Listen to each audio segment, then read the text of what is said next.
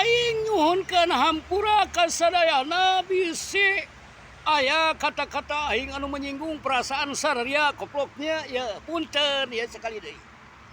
Ieu mah khusus ka para ulama, ka para kiai, ka para ustad. Ya hade ulah sok pipilueun ka urusan naonnya ka pemerintahan atau ka perpolitikan. Sebab ari kewajiban seorang ulama mah jeung para ustad sadayana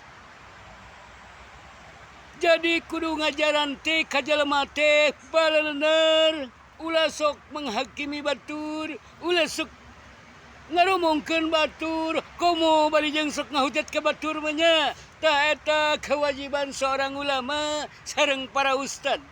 Omat bapaknya ulah pipiluan bapak ulama mah nya aya nama bapak ulama mah kudu ngadidik jelema teh kudu balaleuneur alakna kudu alus sakitu we ti kuring mah nya hapunten para ulama kasadayana dara abdi mangan puguh jelema biasa nya anu penting mah ayeuna mah wayahna kudu ngararopi we kasadayana nya da kumaha abdi mah bisa nangan ngope supaya pikiran abdi teh sehat gitu.